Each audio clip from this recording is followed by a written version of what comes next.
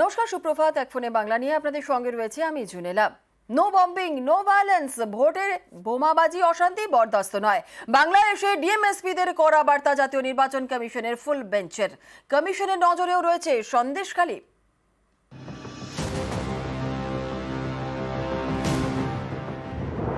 আর কদিনের অপেক্ষা, তারপরই লোকসভা ভোট শুরু। এই ভোটে যাতে অশান্তি না হয় তা নিশ্চিত করতে চাইছে জাতীয় নির্বাচন কমিশন। কমিশনের ফুল বেঞ্চ সোমবার বৈঠক করে রাজ্যের ডিএমএসপিদের সঙ্গে। এই বৈঠকে কমিশনের গলায় হুঁশিয়ারির সুর।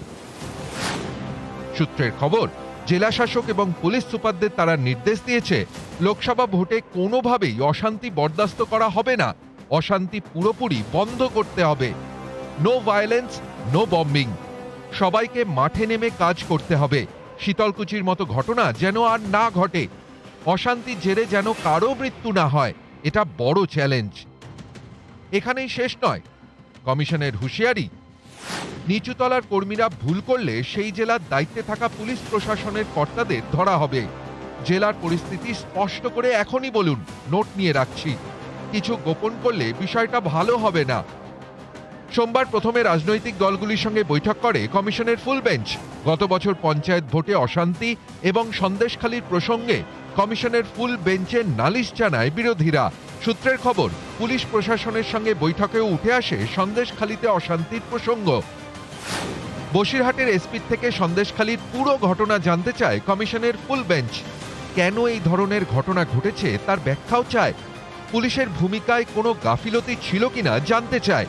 বসিরহাটে আগে যিনি এসপি ছিলেন তিনিও কমিশনের প্রশ্নের মুখে পড়েন। লোকসভা ভোটের সময় সন্দেশখালীতে কড়া নজরদারির নির্দেশ দিয়েছে কমিশন। সন্দেশখালী ছাড়াও কমিশনের বৈঠকে গুরুত্ব পেয়েছে গত পঞ্চায়েত ভোটে অশান্তির ঘটনা। সূত্রের খবর, পঞ্চায়েতে বিরোধী শূন্য এলাকায় বিশেষ নজরদারির নির্দেশ দিয়েছে জাতীয় নির্বাচন কমিশন। ভোটে অশান্তি রুখতে কলকাতা পুলিশকেও কড়া বার্তা দিয়েছে জাতীয় নির্বাচন কমিশনের ফুল বেঞ্চ। সূত্রের খবর, এদিনের বৈঠকে পুলিশ কমিশনার বিনীত গোয়েলকে বলা হয়, গুন্ডাদের জব্দ করতে হবে। কয়েকজন এসপির কাছে কমিশন জানতে চায়, তাদের জেলায় কতজন বাহুবলী রয়েছেন। সূত্রের খবর, রাজ্যের বেশ কিছু এলাকায় দিল্লি থেকে নজরদারি চালাবে কমিশন। নিউজ 18 বাংলা। পশ্চিমবঙ্গে লোকসভা ভোট হোক এক দফায়, নির্বাচন কমিশনের ফুল বেঞ্চের কাছে দাবি তৃণমূলের। বিজেপির দাবি, প্রাক্তন মুখ্য সচিব কিংবা প্রাক্তন ডিজিকে বিশেষ অবজারভার করা হোক। অবাধ এবং শান্তিপূর্ণ ভোটের দাবি বাম কংগ্রেসের। সামনেই লোকসভা ভোট, তার আগে রাজ্যে জাতীয় নির্বাচন কমিশনের ফুল বেঞ্চ। সোমবার রাজনৈতিক দলগুলির সঙ্গে তারা বৈঠক করে। শাসক বিরোধী সব দলই তাদের দাবি দাওয়া জানায়। পশ্চিমবাংলায় ওয়ান ডে ওয়ান ভোট হবে না। কারণটা ওয়ান পোল হবে না কেন, একদিনে কেন হবে না? যদি ভারতবর্ষের অন্যান্য রাজ্যে বিজেপি যেখানে যেখানে রয়েছে সেখানে যদি রয়েছে, সেখানে যদি হয়, কেন পশ্চিমবাংলায় হবে না? আপনারা যা সিআইএসএফ দিয়েছেন, দরকার হলে তার 3 ডবল নিয়ে আসুন পশ্চিমবাংলায়, আমাদের কোনো আপত্তি নেই, কিন্তু একদিনে নির্বাচন করতে হবে। 19-এর লোকসভা ভোটে পশ্চিমবঙ্গে 7 দফায় ভোট হয়। এছাড়া সেবার 7 দফায় ভোট হয় বিহার এবং উত্তরপ্রদেশে। শুভেন্দু অধিকারী বলছে কোথায় সিএসএফ যাবে, কোথায় Suvendu Adhikari leader of the opposition, কে কোথায় বিএসএফ যাবে? ইলেকশন কমিশন যখন এসে গেছে, ইলেকশন কমিশন আমাদের কন্ট্রোলে রয়েছে, আমরা ইলেকশন করেই নেব, তাহলে কি করে মানুষের ভরসা থাকবে? আমরা সব রকম কোঅপারেশন করতে রাজি আছি, কিন্তু ইলেকশন কমিশনকেও ফেয়ার হতে হবে। আমরা কমিশনের কাছে অনুরোধ করেছি যে সর্বাগ্রে আপনাদের কাজ হওয়া উচিত যে মানুষের মন থেকে ভয় দূর করা। কোনো প্রাক্তন মুখ্য সচিব অথবা কোনো প্রাক্তন ডিজিকে, যিনি স্বনামে খ্যাত, এমন কোনো কাউকে এখানে বিশেষ অবজারভার এবং বিশেষ পুলিশ অবজারভার হিসাবে আনা হোক। রাজ্য পুলিশ, রাজ্য প্রশাসনের কোনো কথা তারা যেন বিশ্বাস না করেন। পঞ্চায়েত নির্বাচন স্টাডি করে ফুল বেঞ্চে দেখা উচিত কত বুথে ভোট হয়নি, কতগুলো পঞ্চায়েতে কোনো অপোজিশন রিপ্রেজেন্টেটিভ নেই। পুলিশ এবং সাধারণ প্রশাসন তারা এই ভোট রিগিংয়ের সঙ্গে যুক্ত, এটা আপনারা দেখুন। আর এই মেশিনারি রেখে যদি আপনারা মনে করেন যে ফ্রি অ্যান্ড ফেয়ার ভোট হবে, তাহলে তা কখনো হবে না। ফলে এদের সরান। লোকসভা নির্বাচনে এই নির্বাচনের বেঞ্চ, ফুল বেঞ্চ, তাদেরকে এনশিওর করতে হবে ফ্রি অ্যান্ড ফেয়ার ভোটার। এই ভুতুড়ে ভোটার তারা যাতে ভোট না দিতে পারে এবং এই ভোটিং যে লিস্ট, ভোটার্স লিস্ট, সেটা যাতে প্রপার হয়, যাতে কোনো রকম প্রক্রিয়ায় ছাপ্পা ভোটের যাতে ব্যবস্থা না হয়। মঙ্গলবার বিচারপতি পদ থেকে ইস্তফা, সোমবার কলকাতা হাইকোর্টকে বিদায়। শেষ দিন এজলাস ছেড়ে অভিজিৎ গঙ্গোপাধ্যায় জানালেন তিনি অন্য কিছু করার সিদ্ধান্ত নিয়েছেন। সেটা কি? রাজনীতি? আদালতে ছেড়ে এবার কি জনতার আদালতে? আজ মিলবে উত্তর।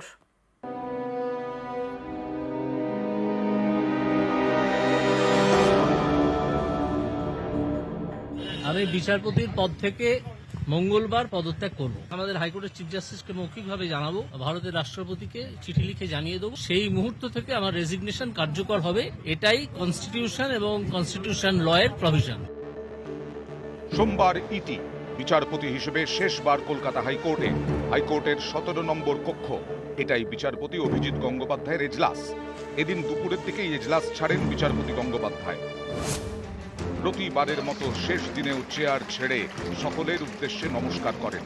তারপর আদালত কক্ষে উপস্থিত প্রত্যেকের উদ্দেশ্যে হাত নাড়তে নাড়তে এজলাস ছাড়েন। আইনজীবীদের পক্ষ থেকে কমলেশ ভট্টাচার্য বলেন, আমাদের জন্য এটা কালো দিন। দয়া করে ইস্তফার সিদ্ধান্ত পুনর্বিবেচনা করুন। আপনার মেয়াদ সম্পূর্ণ করে যান। জবাবে বিচারপতি অভিজিৎ গঙ্গোপাধ্যায় বলেন, আমি অন্য কিছু করার সিদ্ধান্ত নিয়েছি। আমি মনে করি এখানে আমার কাজ সম্পূর্ণ করেছি। হাইকোর্টের বারান্দায় আমার 29-30 বছর। আপনাদের সঙ্গে নিশ্চয়ই যোগাযোগ থাকবে। আদালত কক্ষে থাকা এক মহিলা কাঁদতে কাঁদতে বিচারপতিকে বলেন, আপনার 17 নম্বর আদালত কক্ষ আমাদের কাছে মন্দির। আপনি ছেড়ে যাবেন না। তাকে বিচারপতি গঙ্গোপাধ্যায় বলেন, আমাকে যেতেই হবে। অন্য কোনো জজ সাহেব এসে ঠিক করবেন। নিয়োগ দুর্নীতিতে তার একের পর এক কড়া নির্দেশ রাজ্য জুড়ে শোরগোল ফেলে দেয়। তার নির্দেশে নিয়োগ দুর্নীতিতে ইডি সিবিআই তদন্ত শুরু করে। আশার আলো দেখতে শুরু করেন আন্দোলনকারী চাকরি প্রার্থীরা। অনেকেই বিশ্বাস করতে শুরু করেন এবার তারা বিচার পাবেন, চাকরি পাবেন। বিচারপতি গঙ্গোপাধ্যায় কোর্টের মধ্যে নির্দেশ দিয়েছেন, কোর্টের বাইরেও দিয়েছেন পরামর্শ। রাস্তায় বসে না থাকে, আপনাদের যদি সত্যিই একটা কারণ থাকে বসে থাকা, সেই কারণটা নিয়ে হাইকোর্টে আসুন, আদালতে আসুন। আদালতে শত শত মামলা হয়েছে, সেখানে শত শত লোক রিলিফ পেয়েছে। আপনার যদি রিলিফ প্রাপ্য থাকে আপনি নিশ্চয়ই পাবেন। যদি প্রাপ্য না থাকে 200 বছর রাস্তায় বসে থেকে কোনো রিলিফ পাবেন না। এই অভিজিৎ গঙ্গোপাধ্যায়েরই মঙ্গলবার বিচারপতি পদ থেকে ইস্তফা। এতে অনেক চাকরি প্রার্থী হতাশ। উনি ইস্তফা দিচ্ছেন, হতাশাগ্রস্ত তো হবই, কারণ ওনার মতো একজন বিচারক আমাদেরকে যদি চলে যান আমাদের কাছ থেকে, আমরা কার কাছে গিয়ে দাঁড়াবো? উনি কিন্তু একদম দুর্নীতির গোড়া থেকে ধরার চেষ্টা করেছিলেন। অভিজিৎ গঙ্গোপাধ্যায়ের এই যে ডিসিশন, এই যে ঘোষণা, এটা আমাদেরকে অনেকটাই আশাহত করেছে, কারণ আমরা ওনার ওপর চরম আশাবাদী এবং উনি আমাদের পথ দেখিয়েছেন। আমাদের বিভিন্ন চাকরি প্রার্থীদের উনি অনেক সাহায্য করেছেন, তাই আমরা গভীরভাবে শোকাহত এবং আশাহত। আদালত ছাড়লেন, এবার কি জনতার আদালতে? অভিজিৎ গঙ্গোপাধ্যায় কি ভোটে লড়বেন? বিজেপির টিকিটে কি তমলুক থেকে প্রার্থী হচ্ছেন? এসব নিয়ে এখন জোর জল্পনা। মঙ্গলবার 1:30টার সময় কোর্টে মাস্টারদা সূর্য সেন মূর্তির নিচে আমি আসব। আপনাদের সব প্রশ্নের উত্তর সেদিন দেব। নিউজ 18 বাংলা। তৃণমূল ছাড়লেন তাপস রায়, বড়নগরের বিধায়ক পদ থেকেও দিলেন ইস্তফা। তাপস রায়ের গলায় ক্ষোভ, অভিমান। বললেন তাঁর বাড়িতে ইডি হানার পরেও পাশে দাঁড়ায়নি দল, খোঁজ নেয়নি তৃণমূলের শীর্ষ নেতৃত্ব। এই অভিযোগ মানতে নারাজ তৃণমূল। অনারেবল স্পিকারের সামনে সই করে ওয়েস্ট বেঙ্গল লেজিসলেটিভ অ্যাসেম্বলির যে মেম্বার, তার থেকে আমি ইস্তফা দিলাম। এবং এর পূর্বেই 1 তারিখে আমি যে বিভিন্ন পদে ছিলাম সরকারের এবং দলীয়, সেখান থেকেও আমি ইস্তফা দিয়েছি। 1 মার্চ আজকে এমএলএ থেকে রিজাইন করলাম। I have to look into the contents of the resignation letter that has been submitted by him, and then we'll pass my order by tomorrow at 12 noon. দল ছাড়লেন, বিধায়ক পদ থেকেও ইস্তফা দিলেন। কাজে এলো না দলের তরফে মন গলানোর চেষ্টা। তৃণমূলের সঙ্গে দীর্ঘ সম্পর্কে দাঁড়ি টানলেন তাপস রায়। যে সিদ্ধান্ত নিয়েছি সেই সিদ্ধান্তেই রয়েছি। তার কারণ এত করাপশন তারপরে সন্দেশখালী, ঘরে বাইরে এত অপমান, এত অসম্মান, এত উপেক্ষা, এত অবহেলা, এইগুলো আমাকে খুবই তাড়না দিয়েছে। আমার বাড়িতে ইডি কেন? বেশ কিছুদিন ধরেই বেসুরে বাজছিলেন তাপস রায়। সম্প্রতি সুদীপ বন্দ্যোপাধ্যায়ের বিরোধিতা করে সুর চড়ান। তারপর থেকেই তাপসের সম্পর্কে দলের ভেতরে বাইরে নানা গুঞ্জন শোনা যাচ্ছিল। এরই মধ্যে তৃণমূলের ব্রিগেড সমাবেশের দায়িত্ব নিতে চাননি তাপস রায়। নেতাজি ইন্ডোর ও ক্ষুদিরাম অনুশীলন কেন্দ্রে তৃণমূল কর্মীদের দেখভালের দায়িত্ব দিয়েছিল দল, কিন্তু তাপস এই দায়িত্ব এড়াতে জল্পনা আরও বাড়ে। এই পরিস্থিতিতে সোমবার 7 সকালে তাপস রায়ের বাড়িতে পৌঁছে যান মন্ত্রী ব্রাত্য বসু এবং কুণাল ঘোষ। আমি তো সবসময় চাইবো যে দাদা যে অবস্থানে ছিল সেই অবস্থানে থাকুক। ব্রাত্য কুণালের চেষ্টায় অবশ্য বরফ গলেনি। বাড়িতে বসেই দলীয় নেতৃত্বের বিরুদ্ধে ক্ষোভ প্রকাশ করতে শুরু করেন তাপস রায়। বিধানসভাতে তিনি সন্দেশখালীর শেখ শাহজাহানের হয়ে বললেন ইডি টার্গেট করেছে, আমার নামটা নিলেন না। আমার বাড়িতে ইডি অভিযান, আজকে 52 দিন দল আমার পাশে দাঁড়ায়নি, মাননীয় মুখ্যমন্ত্রীর ডাক পাইনি। পুরনিয়োগ দুর্নীতি মামলায় গত 12ই জানুয়ারি তাপস রায়ের বাড়িতে হানা দেয় ইডি। দীর্ঘক্ষণ তাপস রায়কে জিজ্ঞাসাবাদ করে কেন্দ্রীয় এজেন্সি। এদিন সেই প্রসঙ্গ তুলে সরাসরি সুদীপ বন্দ্যোপাধ্যায়কে নিশানা করেন তাপস রায়। ইডি রেডটা যেটা হয়েছে তো বিজেপি করেনি, ইডি রেডটা তো সুদীপ বন্দ্যোপাধ্যায় ব্যানার্জি করিয়েছে। তাকে আমি কালিমালিপ্ত বলেছিলাম, জেলখাটা আসামি বলেছিলাম, সেই জন্য তার এই ব্যক্তিগত সম্পর্ক কাজে লাগিয়ে সে আমার বাড়িতে ইডি পাঠিয়ে। If anybody wanted to talk to me, they had enormous scope by sending someone through her mobile could have talked to me. শুধু দলত্যাগী নয়, বিধায়ক পদ থেকেও এদিন ইস্তফা দেন তাপস রায়। বাড়ি থেকে সোজা যান বিধানসভা, স্পিকারের ঘরে গিয়ে জমা দেন ইস্তফাপত্র। অনারেবল স্পিকারের সামনে সই করে ওয়েস্ট বেঙ্গল লেজিসলেটিভ অ্যাসেম্বলির যে মেম্বার, তার থেকে আমি ইস্তফা দিলাম। সুযোগ সন্ধানী, রাজনীতিতে সুযোগ সন্ধানী। 2001-এর আগে কংগ্রেসে ছিল, কিন্তু 2001-এ এসে মমতা ব্যানার্জি পায়ে এসে পড়েছিল, তোকে জিতিয়েছিল, ছিল একদিন। এখন ওর শখ হয়েছে, ও ভাবে যে উত্তর কলকাতা থেকে সিট দিয়ে দাঁড়াবে, সেটাও জানে যে ও আর পাবে না, তাই জন্য ও চলে গেছে। নিউজ 18 বাংলা। ব্রিগেডের জন্য বিশেষ ট্রেনের আবেদন। রেলের কাছে 2টি বিশেষ ট্রেনের আবেদন। আলিপুরদুয়ার কোচবিহারের জন্য বিশেষ ট্রেন, আর ট্রেনের জন্য প্রয়োজনীয় টাকা দেয় তৃণমূল। তৃণমূলের ট্রেনের আবেদন বাতিল করল ট্রেন। চিঠি দিয়ে তৃণমূলকে সিদ্ধান্ত জানিয়েছে রেল। এই 2টি ট্রেনে করে আলিপুরদুয়ার থেকে আসবে শিয়ালদা অবধি, এবং আরেকটি নিউ কোচবিহার থেকে আসবে শিয়ালদা অবধি। এই ট্রেনটা ছিল 8 তারিখের জন্য। সেই মর্মে যে টাকা পয়সা দেওয়ার কথা আছে, সেই টাকা পয়সাও 29শে ফেব্রুয়ারি দেয়া হয়েছে। 11 লক্ষ টাকা করে 22 লক্ষ। ট্রেনটাও তাদের জমিদারির জায়গা, আমরা দিতে পারছি না, এটা সম্ভব নয়। মানে লিখিতভাবে একটা দিয়েছিলেন যে এটা সম্ভব নয়। এটা হচ্ছে যারা বঞ্চিত হয়েছেন তারা গর্জন জানাবেন, তারা প্রতিবাদ করবেন। সুতরাং তাদের আশা, তাদের উপস্থিতিটা খুবই প্রয়োজন ছিল। তাতেও কিন্তু এই জমিদারি চালিয়েছেন যারা, এই বহিরাগত বিজেপি, তারা কিন্তু এমন চাপ দিয়েছে রেলের উপরে যে না, এই ট্রেনগুলো দেয়া যাবে না। তৃণমূল কংগ্রেস আতঙ্ক, হতাশা থেকে নন ইস্যুকে ইস্যু তৈরি করবার চেষ্টা করছে। অতীতেও রেল নিয়ে একটা বিতর্ক তৈরি করেছে।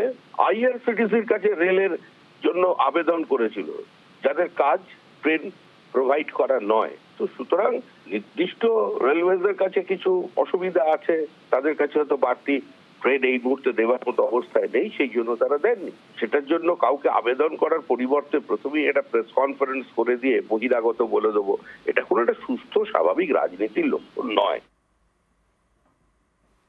প্রাপ্ত বকেয়া থেকেও কাটমানি, 100 দিনের টাকা দিয়েছে রাজ্য, সেখান থেকেও কাটমানি চাওয়ার অভিযোগ। মোহাম্মদ বাজারে বাড়ি গিয়ে টাকা চাওয়ার অভিযোগ। কাঠগড়ায় স্থানীয় তৃণমূল নেতৃত্ব, অভিযোগ অস্বীকার তৃণমূল নেতৃত্বের। আমার এখানে 12,000 টাকা ঢুকেছে, তো সুনীল লোহার গিয়েছিল টাকাটা চাইতে, আমি টাকাটা দিই নাই, তো বলছে তো টাকাটা দেই নাই, তো আমাকে বলছে যে তোমাকে লিখে নিব। টিএমসি কিছু নেতাকর্মী বাড়ি বাড়ি যেয়ে চাপ দিচ্ছে যে আমাদেরকে 60% দিতে হবে, তোমাদেরকে 40% নিতে হবে। আমরা বলেছি না, আমরা টাকা দেবো না, কারণ দিদি আমাদের জন্য পাঠিয়েছে, তোমাদেরকে টাকা কেন দেবো। তো ওরা বলছে না, আমরা দুর্গা মন্দিরে কাজে লাগাবো। তৃণমূলের কোনো কর্মী বা গ্রাম পঞ্চায়েতে যারা সদস্য আছে তারা কেউ এ ধরনের কোনো কিছু করবে বলে আমার মনে হয় না, এবং পুলিশ প্রশাসনকে আমরা আমাদের পক্ষ থেকে বলা হয়েছে যদি এই ধরনের কোনো অভিযোগ ওঠে তার সঙ্গে সঙ্গে তার ব্যবস্থা নেওয়ার জন্য বলা হয়েছে। কেউ নয় সই করবে, সেই টাকা নিয়ে কেউ মাতব্বরি করবে, এটা কোনোভাবেই বরদাস্ত করব না। এটা আমরা যাইনি, বাড়ি বাড়ি এটা মিথ্যা কথা, মিথ্যা অভিযোগ, এটা আমরা যাইনি। সামনে লোকসভা আসছে, দিদির মানে দাদার ক্ষমতা দেখাচ্ছে, কিছু তো বিজেপির নেতারা থাকবেই, তারা উস্কিয়ে কিছু মানে চলছে। তৃণমূল কংগ্রেসের এই কাটমানি খাওয়ার জন্যই এতদিন 100 দিনের কাজের টাকা কেন্দ্র সরকারের পক্ষ থেকে, গ্রাম উন্নয়ন দপ্তরের পক্ষ থেকে বন্ধ ছিল। আমরা তো এই কথাটাই বারবার বলে এসেছি, তৃণমূল কংগ্রেস 100 দিনের কাজের টাকা নিয়ে দল চালায়, তৃণমূল কংগ্রেস 100 দিনের কাজের টাকার কাটমানি খায়। আমরা এই ঘটনার প্রকৃত নিরপেক্ষ তদন্ত চাই। পুলিশের যদি সৎসাহস থাকে তাহলে পুলিশ তৃণমূল কংগ্রেসের এই ক্যাডারদের বিরুদ্ধে সোমোটো কেস করে এদেরকে গ্রেপ্তার করুক। মৃত্যুর পরে শেষকৃত্যের জন্য সরকারের সমব্যথী প্রকল্প, সেই প্রকল্পের টাকাও হাতিয়ে নেওয়ার অভিযোগ তৃণমূল পরিচালিত পঞ্চায়েতের বিরুদ্ধে। আইনানুগ ব্যবস্থা নেওয়ার আশ্বাস দিয়েছে রানাঘাট 1-এর ব্লক প্রশাসন।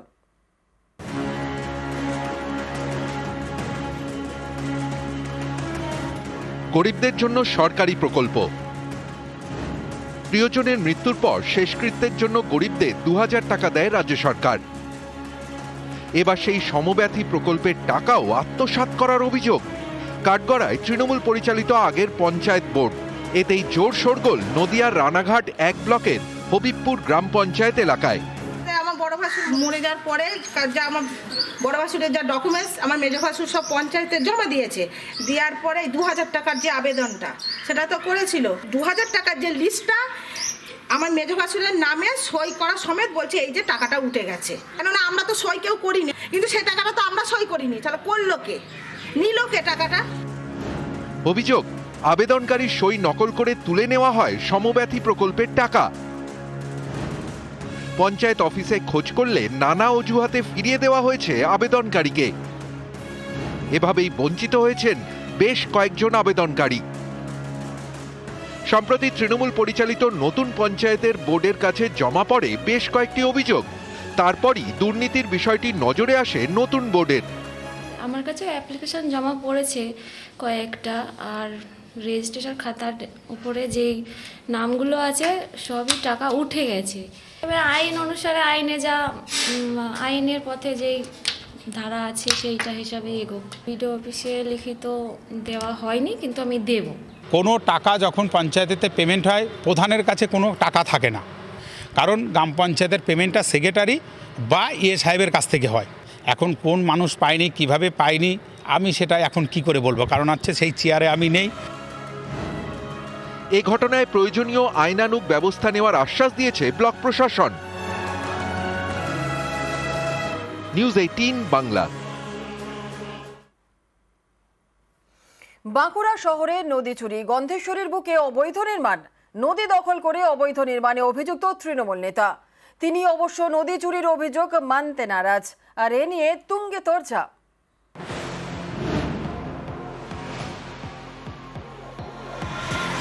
বাঁকুড়া শহরের ওপর দিয়ে বয়ে গিয়েছে গন্ধেশ্বরী। এই নদীর ওপরেই চলছে অবৈধ নির্মাণ, নদীর ওপরেই বসানো হয়েছে একের পর এক পিলার। আমরা আগেও দেখেছি বাঁকুড়া শহরের বাঁকুড়া পৌরসভা এলাকাতে পুকুর বুঝিয়ে কনস্ট্রাকশন, এবার খোদ নদীর বুকে কনস্ট্রাকশন তৈরি হচ্ছে। সারা বছর গন্ধেশ্বরীতে তেমন জল থাকে না, তবে বর্ষায় জল বাড়ে, দুপার ছাপিয়ে যায়। সেই নদীর ওপরেই অবাধ নির্মাণ, এর জেরে গতিপথ বদল, বৃষ্টি হলেই বন্যার আশঙ্কা স্থানীয়দের। নদীর বুকে কনস্ট্রাকশন করা মানে হঠাৎ কোনো বৃষ্টি এলে সেই বৃষ্টি একদম চারদিকে শহরে ছড়িয়ে পড়বে, বন্যার আশঙ্কা থাকবে।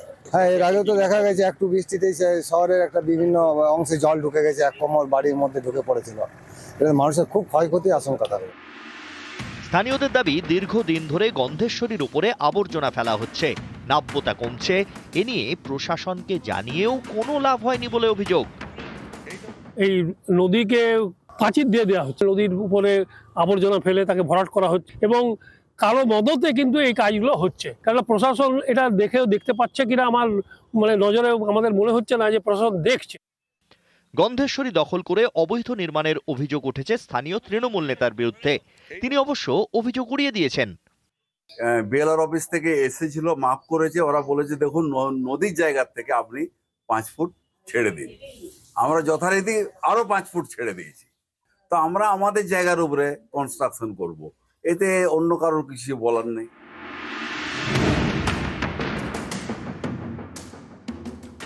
গন্ধেশ্বরীর ওপর অবৈধ নির্মাণ, অভিযুক্ত শাসক দলের নেতা। এ নিয়ে দরজা তুঙ্গে উঠেছে। গন্ধেশ্বরী নদীর জায়গাকে দখল করার জন্য একটা সম্পূর্ণরূপে শাসক দলের ষড়যন্ত্র তৈরি হয়েছে।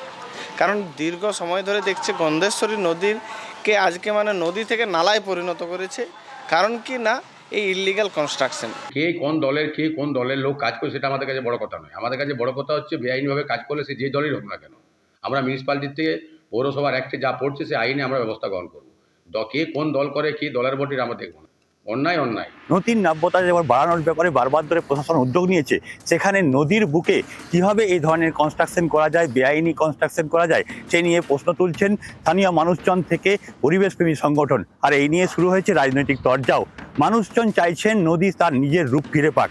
বাঁকুড়া থেকে প্রিয়ব্রত গোস্বামী, নিউজ 18 বাংলা।